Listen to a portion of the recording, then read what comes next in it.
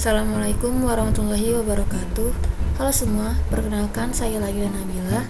Pada kesempatan kali ini saya ingin membahas mengenai hak akses atau security matrix pada modul inventory Odoo 16.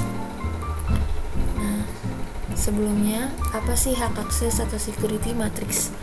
Nah, security matrix merupakan fitur untuk melihat role-nya sebuah akun atau user, apakah bisa create, read, update, delete, atau cuma bisa buat dokumen saja pada bagian tertentu yang dikehendaki oleh admin, dimana kita juga bisa mengubah ketentuan yang ada atau disesuaikan dengan kebutuhan sebuah perusahaan.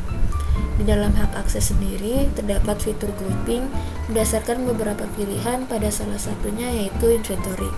Konsep inventory adalah jumlah produk yang harus ditawarkan perusahaan pada lokasi tertentu. Maksudnya tersedianya berbagai produk yang ditawarkan perusahaan untuk memenuhi kebutuhan dalam proses pembuatan atau penjualan produk tersebut. Alternatifnya, lokasi yang digunakan bisa berupa gudang milik pribadi atau gudang perusahaan lain, atau bisa juga melalui jasa yang tersedia dengan harga yang disepakati sesuai dengan kebutuhan. Nah, berikut ini merupakan apa yang akan kita bahas ke depannya. Yang pertama itu ada bagaimana cara membuat account user, yang kedua bagaimana cara setup modul inventory, dan yang ketiga aspek akses berdasarkan role-nya pada tabel di site menu inventory Odoo 16. Yang pertama, bagaimana cara membuat account user. Di sini ada skenario. Bunga merupakan seorang karyawan yang bekerja di PT Mulia. Bunga memiliki job desk yang sering berhubungan dengan merencanakan, mengarahkan atau mengkoordinasikan kebijakan dan program pembelian, antara lain melihat rantai pasok yang akan dibeli produknya oleh perusahaan dan mengidentifikasi harga termurah di pangsa pasar. Nah, di sini Bunga sebagai internal user dan juga accounting staff. Nah, langsung saja kita ke Odoo-nya. Nah, yang pertama kita perlu login terlebih dahulu menggunakan akun yang sudah ada sebelumnya. Nah, jika sudah login, maka langkah pertama yang kita lakukan adalah memastikan bahwa developer mode dalam keadaan aktif. Nah, tandanya yaitu di sini terdapat lambang kumbang. Jika kalian belum ada, maka bisa mengaktifkan terlebih dahulu lewat menu home, kemudian ke setting. Nah, selanjutnya bisa scroll saja ke bawah mencari developer tools. Nah, di sini ada developer tools, lalu kalian activate di developer mode. Nah, jika sudah, maka bisa ke setting, kemudian user and companies, lalu user. Dalam tahap ini kita membuat user baru. Nah, saya contohkan misalnya klik new, kemudian di sini isi namanya misalnya Bunga. Dan kita bisa isi email address-nya.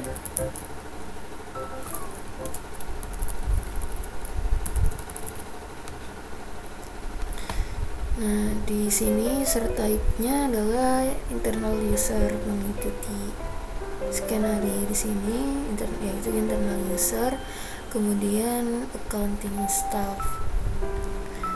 Jika accounting staff, maka pada bagian sales akan dikosongkan, di bagian service project juga dikosongkan, kemudian di bagian accounting, di administrator, kemudian inventory akan berarti user, purchase-nya dikosongkan, human resource-nya juga dikosongkan,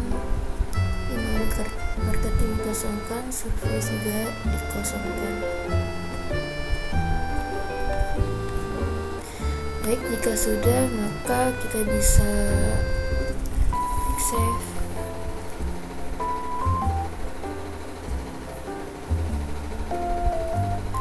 Kemudian klik action, kita ubah passwordnya dan change password.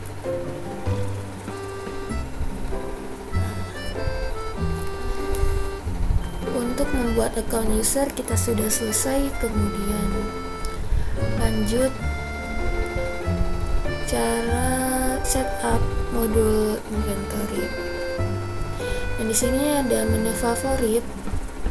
Kita klik, kemudian import records, kemudian upload file. Nah, di sini saya sudah membuat file untuk diimport. Bisa kita lihat di sini. Nah, di sini ada nama, login, password, dan role-nya masing-masing. Nah, langsung saja kita import.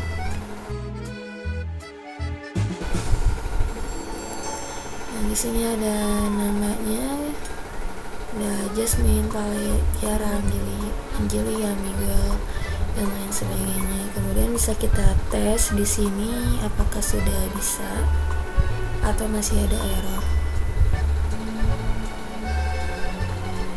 Jika sudah, everything seems valid, yang berarti data sudah bisa diimport. Jika sudah, maka kita ke users and companies, lalu groups,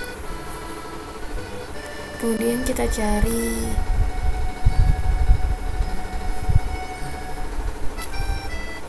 inventory.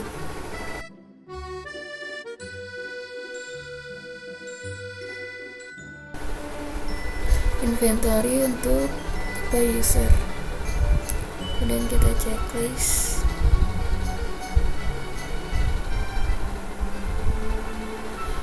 Kemudian di sini bisa dilihat ada beberapa menu setup.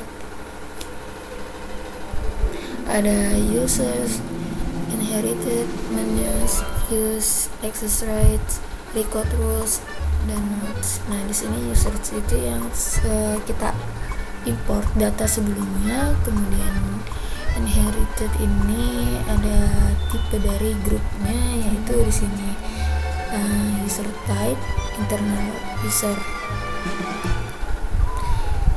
Nah, user type ini merupakan tingkat dasar. Nah, sedangkan tingkat tertingginya untuk inventory adalah administrator.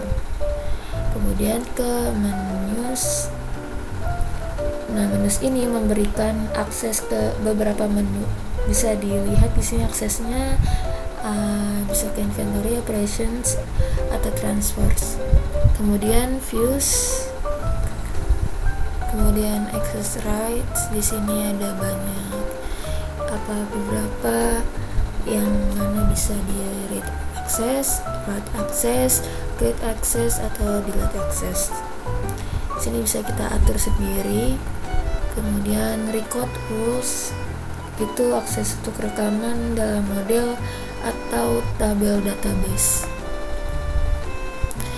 Baik, untuk cara setup modul inventory sudah selesai. Kemudian lanjut ke aspek akses berdasarkan role-nya pada tabel set menu inventory. Baik, untuk pembahasan yang terakhir yaitu membandingkan role-nya. Nah, di sebelah kiri ini merupakan user yang sudah kita buat sebelumnya. Sedangkan di sebelah kanan ini merupakan administrator. Nah, di mana admin ini merupakan level tertinggi dari inventory. Nah, langsung saja kita masuk ke user, yaitu Bunga. Setelah itu kita masuk ke inventory. Di sini akan kita bandingkan dari menu user dan juga admin. Nah, di sini dari menu user kita bisa lihat ada 3 side menu. Yang pertama overview, kedua operations, dan yang ketiga products. Sedangkan di admin itu ada overview, operations, products, reporting, configuration.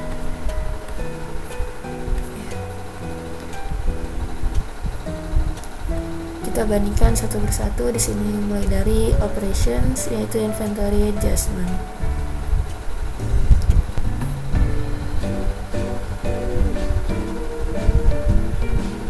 Nah, untuk inventory adjustment sendiri, keduanya bisa membuat inventory adjustment tambahan Tetapi pada menu user tidak ada stok atau stoknya tidak terlihat, sedangkan untuk menu admin di sini sudah ada produknya. Kemudian di sini ada transfer juga.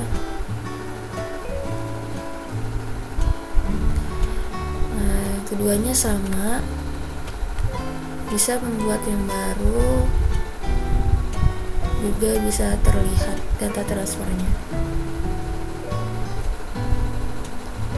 Kemudian di sini ada scrap. Keduanya juga terlihat sama, bisa membuat yang baru di sini, dan juga menu produk scrapnya tidak ada.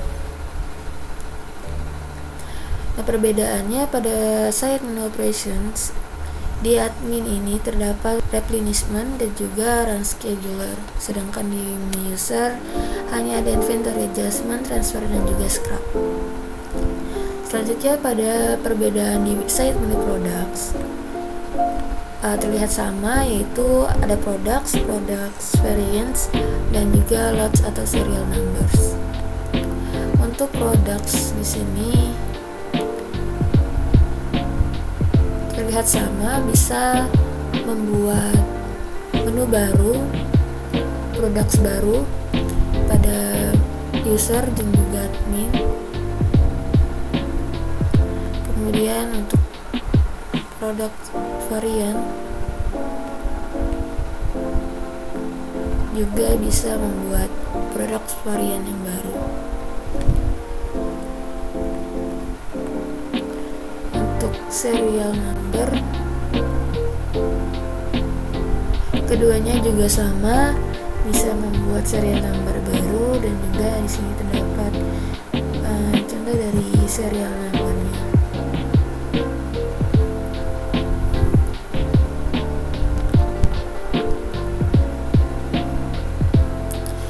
Baik, itu saja untuk perbandingannya.